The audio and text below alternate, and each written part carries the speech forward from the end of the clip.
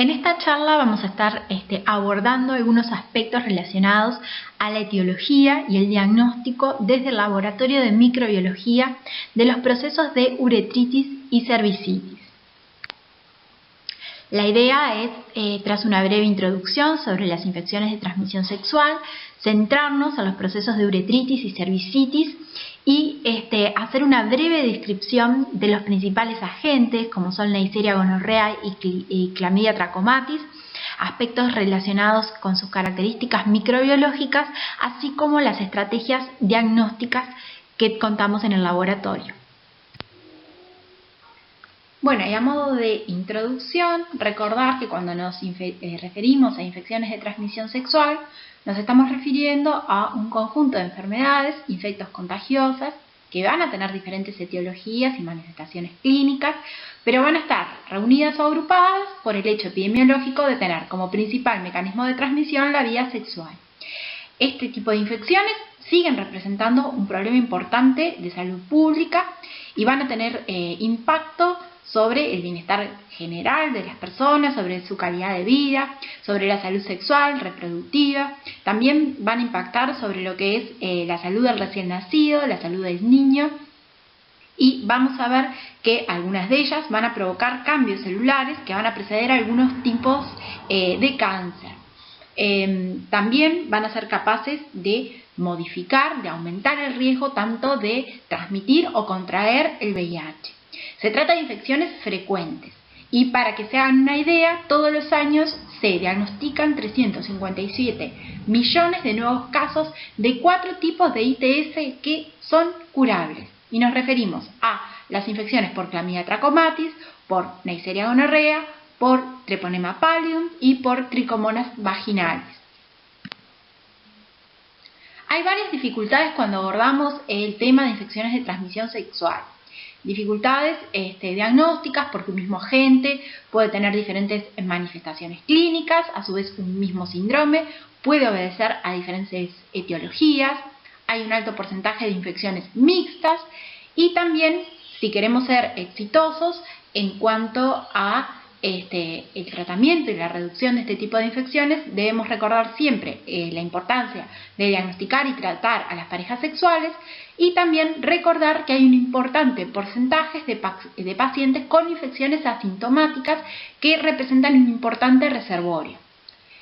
A modo de ejemplo, el esquema lo que está mostrando es que los casos sintomáticos, los que estamos viendo y diagnosticando, son simplemente la punta del iceberg sobre el total de las infecciones de transmisión sexual. En los casos sintomáticos vemos que hay una mayor prevalencia en hombres que en mujeres. Pero si vamos a mirar a las infecciones asintomáticas, vemos que ahí está invertida esta prevalencia y las infecciones asintomáticas son más frecuentes en el sexo femenino. Las pautas del Ministerio de Salud disponibles en nuestro país abogan a realizar un encare sindromático de este tipo de infecciones con el objetivo fundamental de curar rápidamente al paciente y así cortar en forma rápida y efectiva la cadena de transmisión.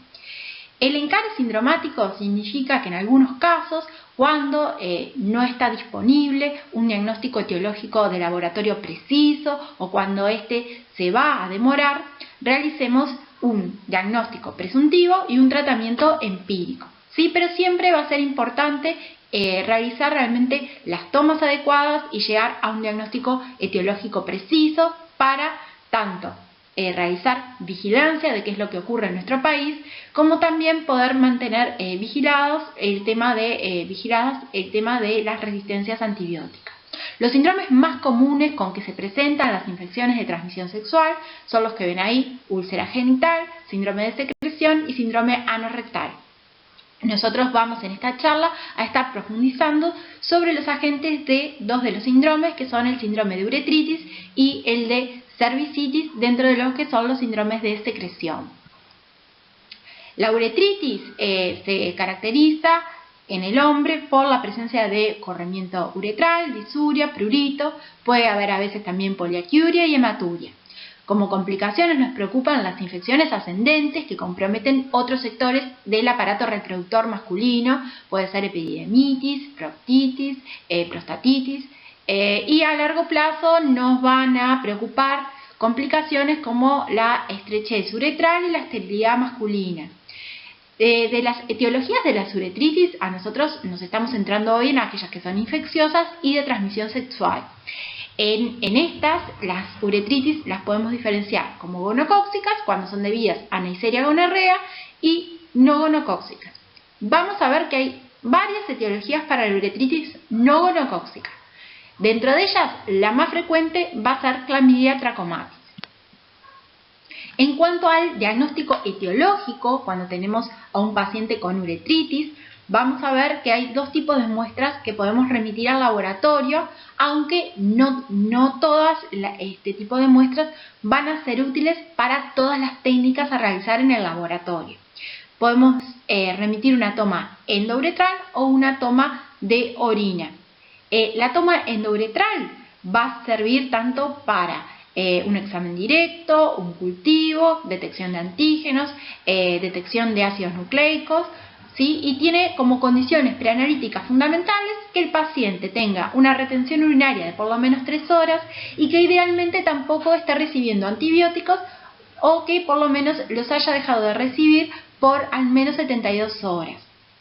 En el caso de la muestra de orina, va a tener que ser el chorro inicial y este tipo de muestra solo es válida para investigar mediante técnicas de amplificación de ácidos nucleicos ciertos patógenos como pueden ser gonococo y clamidia. La forma de presentación de la cervicitis en la mujer es, como habíamos dicho, un síndrome de secreción, como lo define el Ministerio de Salud, típicamente con flujo y puede haber también sinusorragia y dispareón. Las complicaciones, las infecciones ascendentes, ¿sí? Con diferentes compromisos, por ejemplo a nivel del endometrio, de las trompas de falopio, incluso una pelviperitonitis, o sea, complicarse con una enfermedad inflamatoria pélvica. A largo plazo, pensar en secuelas como puede ser embarazo ectópico o problemas de esterilidad. Dentro de las causas infecciosas de cervicitis, centrándonos nuevamente en las ITS, las que nos van a preocupar más son las cervicitis gonocóxicas y las no gonocóxicas, y dentro de las no gonocóxicas vamos a estar hablando hoy de las debidas por Chlamydia trachomatis. En cuanto a la toma endocervical, aplica lo mismo que para la toma a nivel uretral. Lo importante de un paciente que todavía no haya recibido antibióticos o por lo menos no en las últimas 72 horas. La toma endocervical requiere la colocación de un espéculo para una correcta visualización del cérvix, una limpieza previa de secreciones vaginales para que no nos contamine la toma y realmente realizar una toma introduciendo y rotando un hisopo adecuado a través del canal cervical. Idealmente una siembra inmediata o utilizar un medio de transporte adecuado si es que no se va a sembrar en forma inmediata esa muestra. Ahora vamos a ver brevemente algunas de las principales características de los agentes asociados a procesos de uretritis y de cervicitis. Entonces, Neisseria gonorrea pertenece a la familia Neisseraceae. Se caracterizan por ser cocos gram negativos con tendencia a disponerse en diplos y se les describe como una forma particular de granitos de café. Desde el punto de vista nutricional son microorganismos exigentes y además son fastidiosos o lábiles, son muy sensibles a las condiciones extremas de temperatura, de pH, a la desecación. En cuanto a reservorio y transmisión, se trata de un patógeno que es exclusivamente humano y su aislamiento en muestras clínicas siempre tiene valor patológico. La transmisión es por contacto directo, básicamente contacto sexual, pero no tenemos que olvidar la posible transmisión de la madre al recién nacido cuando éste pasa por el canal de parto.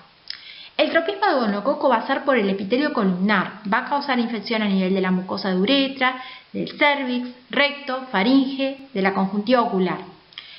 Si bien en mujeres el cérvix es el sitio primario de infección, en niñas prepúberes podría llegar a infectar a nivel de lo que es el epitelio escamoso de la vagina y causar vulvovaginitis. De las manifestaciones clínicas puede dar infecciones localizadas, uretritis, cervicitis, conjuntivitis, proctitis y a partir de ahí diseminarse en lo locorregional. La enfermedad diseminada puede ocurrir, pero por suerte es una complicación infrecuente y se ve en menos del 1% de los pacientes. Es importante recordar el alto porcentaje de pacientes con infecciones asintomáticas. Un 50% de las mujeres infectadas van a estarlo en forma asintomática y hasta un 10% de los hombres infectados van a tener una infección asintomática.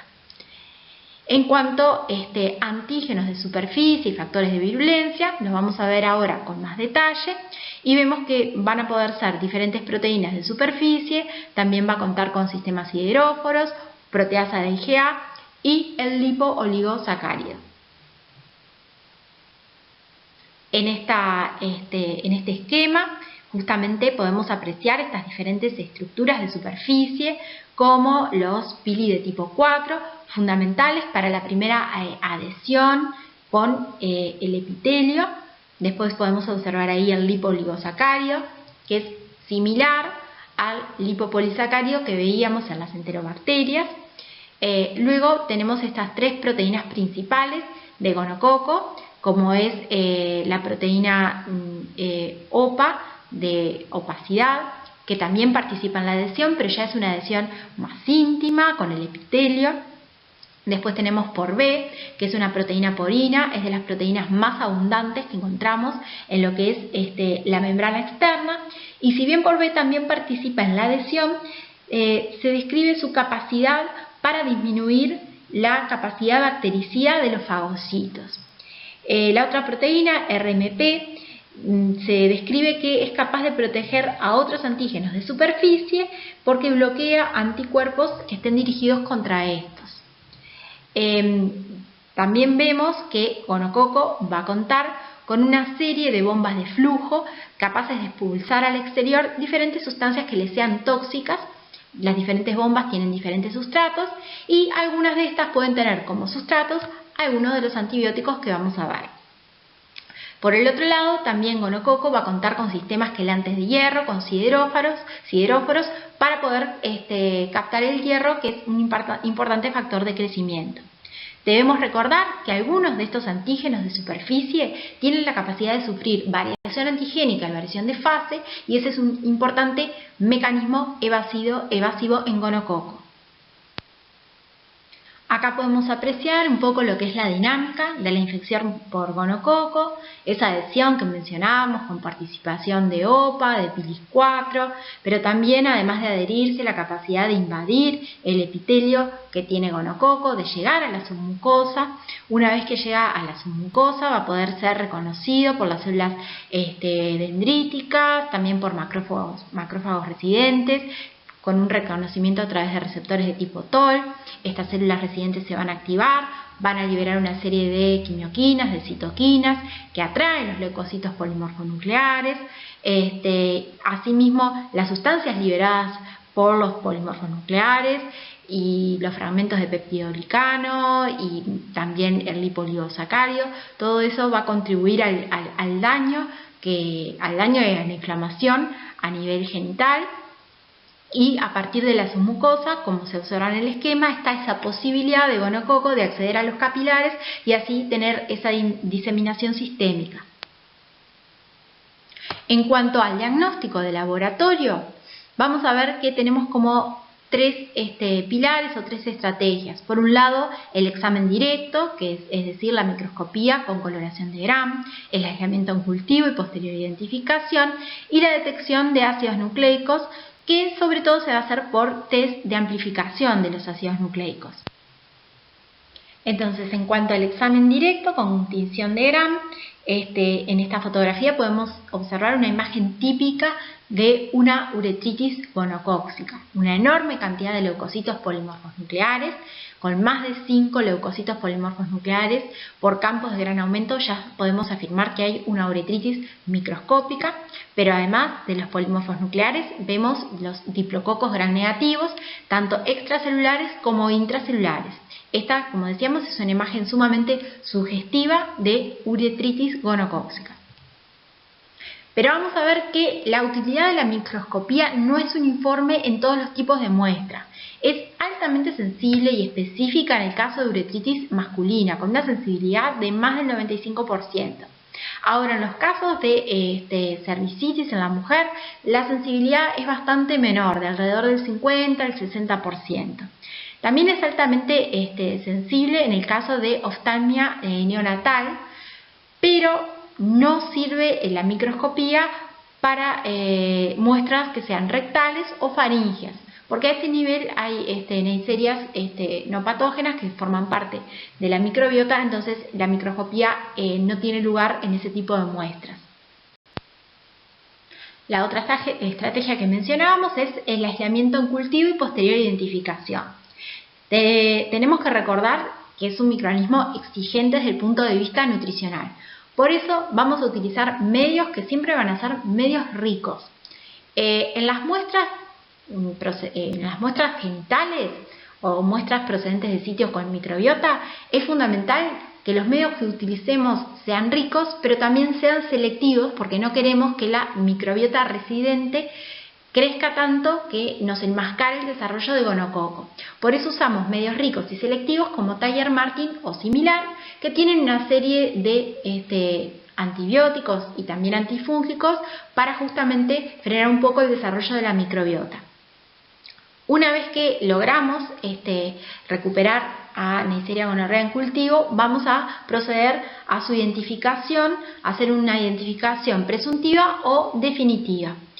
Un diagnóstico presuntivo lo podemos hacer siempre que estemos frente a una muestra genital, que hayamos observado un directo compatible, que crezcan colonias típicas, como vamos a ver ahora, en un medio selectivo, que a través de un gram de colonia confirmemos que se trata de un coco gram negativo, y que hagamos dos pruebas que son rápidas y que ambas tienen que ser positivas, como son la prueba de la oxidasa y la prueba del superoxol. La prueba del superoxol utiliza peróxido de hidrógeno al 30%.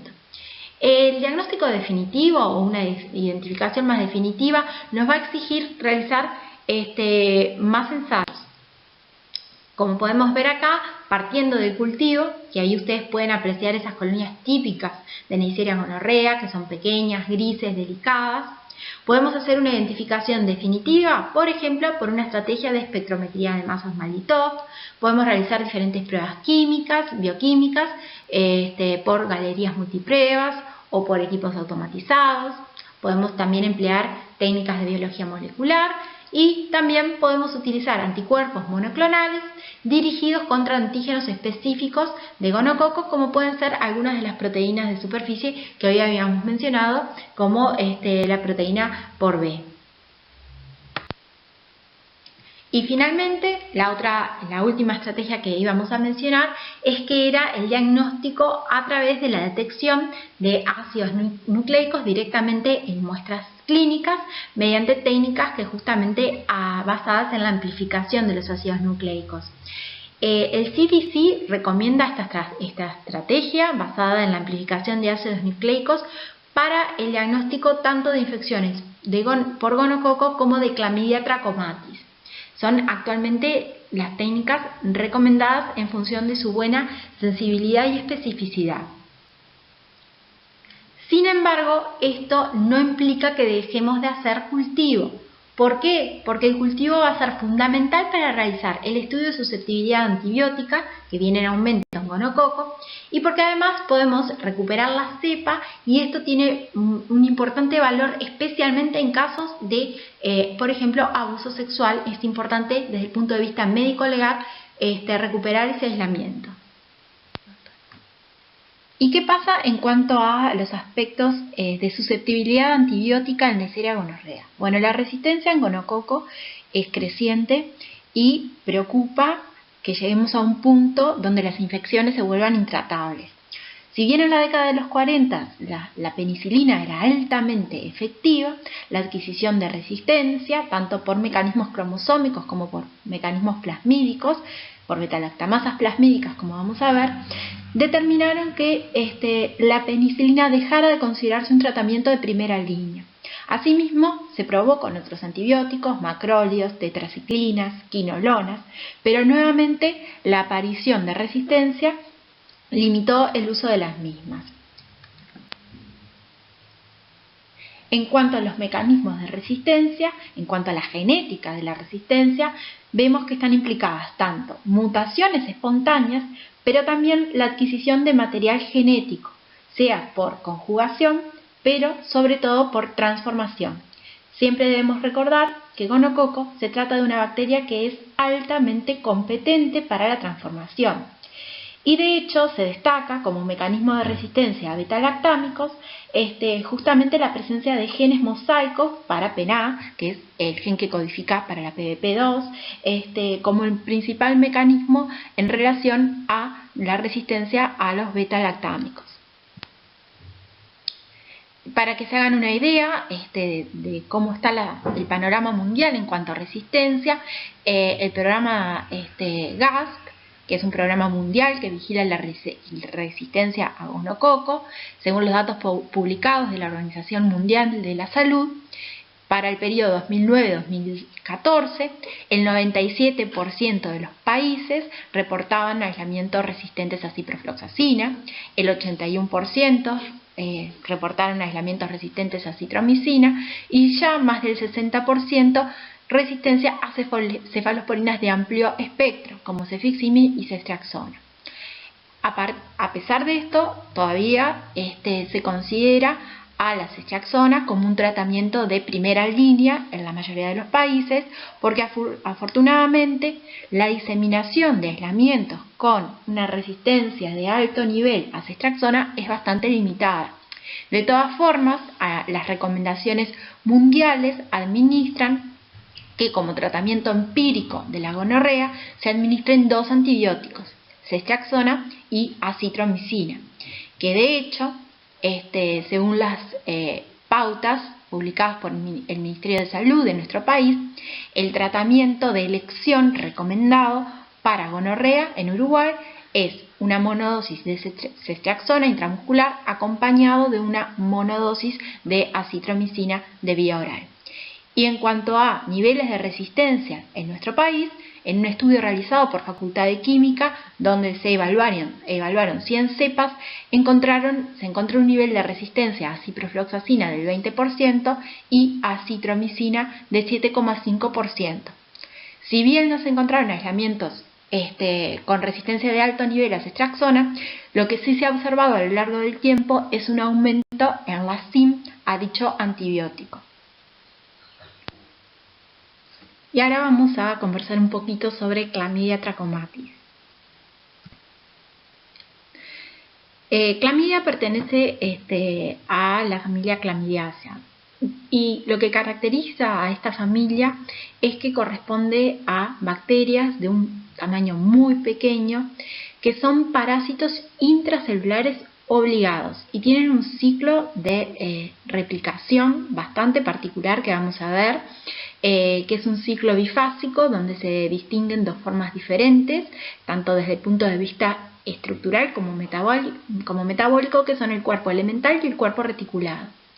En cuanto a la pared, su pared es bastante particular también, porque si bien es similar a la de las bacterias gram negativas, carece de peptidoglicano. Más del 60% de las proteínas que encontramos a nivel de su membrana externa son las proteínas MOMP, que son las proteínas mayores de membrana externa, que en función del dominio variable de estas proteínas es que podemos diferenciar los diversos serobares en Clamidia trachomatis. También presenta un lipopolisacárido, aunque lo que se refiere al lipopolisacárido es que tiene una menor actividad endotóxica relativa en comparación al LPS de otros tipos de bacterias. Se trata de una bacteria que, al igual que gonococo, es exclusivamente humana La transmisión es por contacto directo, fundamentalmente sexual, pero igual que para gonococo, tenemos que recordar la posibilidad de contagio del recién nacido a través del pasaje por el canal de parto. También en el tracoma vamos a ver, es importante la transmisión a través de secreciones infectadas. En cuanto a las manifestaciones clínicas, vamos a ver que van a variar un poco en función de los serobares implicados, ¿sí? Los serobares A, B, C se asocian a tracoma ocular, los L1, L2 y L3 al linfogranuloma venéreo. Pero hoy vamos a estar conversando con lo que sería la clínica asociada a los serobares D y K. Son todos, las manifestaciones que con frecuencia se ven en nuestro país en relación a las infecciones por Clamidia trachomatis. Son las uretritis no gonocóxicas, las cervicitis no gonocóxicas y como complicaciones, infecciones ascendentes a partir de las mismas para ambos sexos. Y como ya habíamos mencionado, las consecuencias que pueden tener sobre la fertilidad. En ambos sexos también pueden producirse proctitis, conjuntivitis y faringitis, y la infección por clamidia durante el embarazo se asocia a rotura prematura de membranas ovulares, coriamionitis, y para el recién nacido, neumonitis y conjuntivitis de inclusión. No solamente nos tenemos que preocupar por lo que son las infecciones sintomáticas por Clamidia trachomatis, sino por el importante porcentaje de infecciones asintomáticas y a su vez porque las infecciones por clamidia pueden ser persistentes y pueden ser recurrentes. En cuanto al ciclo bifásico, habíamos ya mencionado que es bastante particular porque se distinguen dos formas diferentes, como son el cuerpo elemental y el cuerpo reticulado. El cuerpo elemental es el infectante, es el que es capaz de sobrevivir por unos periodos muy breves de tiempo fuera de las células, pero una vez que ingresan la célula para cumplir su ciclo de infección, se diferencia en un cuerpo reticulado metabólicamente activo, que es el que se va a reproducir por fisión binaria. Luego de un cierto periodo de tiempo, los cuerpos reticulares van a volverse a transformar en los cuerpos elementales que van a abandonar la célula infectada, muchas veces vía lisis, vía destrucción de la misma. Y tras el ciclo de infección, que dura aproximadamente 48 a 72 horas, pueden liberarse cientos de cuerpos elementales que quedan libres de nuevo para ir a infectar otras células y comenzar nuevamente este ciclo. Es muy importante recordar esto, que se trata de un patógeno intracelular obligado, porque esto tiene consecuencias tanto diagnósticas como terapéuticas, ¿sí? Vamos a tener que tener en cuenta que los antibióticos que elijamos deberán tener entonces una buena penetración intracelular por estar tratando con un patógeno intracelular obligado. ¿Y qué pasa en cuanto a el diagnóstico de las infecciones por clamidia? Vamos a contar con métodos directos, microscopía, cultivo, detección de antígenos, amplificación de ácidos nucleicos, pero lo importante es tener en cuenta que estos diferentes métodos no siempre van a estar disponibles y aquellos disponibles van a tener una sensibilidad bastante diferente. Por lo tanto, cuando nos enfrentemos a un resultado, debemos de tener en cuenta el método que se usó justamente por eso, y es necesario que esté especificado el tipo de test que se realizó. En cuanto a los métodos indirectos, lo que es la serología, hay que tener en cuenta que para lo que estamos discutiendo hoy, uretritis, cervicitis, o sea, infecciones genitales, no van a servir. Ni en aquellas que sean infecciones complicadas, ni aunque estemos frente a individuos asintomáticos. Los métodos indirectos van a tener unas indicaciones muy puntuales que nosotros no vamos a elaborar hoy, como es en el caso del linfogranuloma venéreo o en una neumonía neonatal. Para las infecciones genitales que estamos discutiendo hoy, los métodos a aplicarse van a ser métodos directos. Es posible realizar microscopía con Scienza y es posible realizar cultivo celular. De hecho, el cultivo celular se considera actualmente como el ex-gol estándar. Su sensibilidad y especificidad se aleja bastante de lo que es el ideal del 100% por pérdida de viabilidad de las bacterias durante el transporte, durante el procesamiento. Es como habíamos conversado para los virus, es muy difícil de realizar, requiere estrictas condiciones, tanto para la obtención y conservación de la muestra, como cierta complejidad, infraestructura, hay que hacerlo en monocarpas celulares, toma tiempo, necesitamos personal altamente especializado, por lo tanto, en la práctica no es una opción viable. Otra cosa que podemos realizar son los test de amplificación de ácidos nucleicos, que justamente por su alta sensibilidad y especificidad son ahora considerados como el nuevo gol estándar. Lo bueno es que estos test de amplificación de ácidos nucleicos pueden realizarse tanto en muestras como más invasivas, como puede ser una toma endocervical o uretral, pero también en muestras no invasivas que incluso pueden ser obtenidas por los propios pacientes en forma autónoma porque pueden aplicarse en hisopados vaginales y también en muestras de orina. Y estos test de amplificación de ácidos nucleicos también están aprobados como screening a utilizar en poblaciones asintomáticas. Lo bueno de estos test es que ya los kits vienen diseñados para testar simultáneamente tanto clamidia como gonococo. Es posible también realizar ensayos de hibridación de ácidos nucleicos, pero van a tener menor sensibilidad que los de amplificación y a su vez solo van a ser posibles en muestras, de las invasivas, no en aquellas muestras que obtienen autónomamente los pacientes.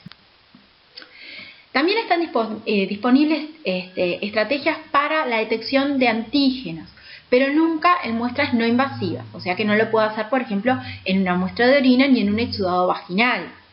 De las más utilizadas destaca la inmunofluorescencia, donde vamos a utilizar anticuerpos monoclonales conjugados con fluoresceína dirigidos contra justamente las proteínas principales de la membrana externa. Como toda técnica de inmunofluorescencia, el resultado va a estar muy influido por la experiencia del examinador que mire las láminas. Y cuando comparamos su sensibilidad y especificidad con respecto al cultivo, vemos que la sensibilidad es algo menor a la del cultivo, puede ser tan baja como del 75%. Pero en aquellos lugares donde no están disponibles las técnicas moleculares de amplificación de ácidos nucleicos, podrían ser de todas formas una alternativa aceptable.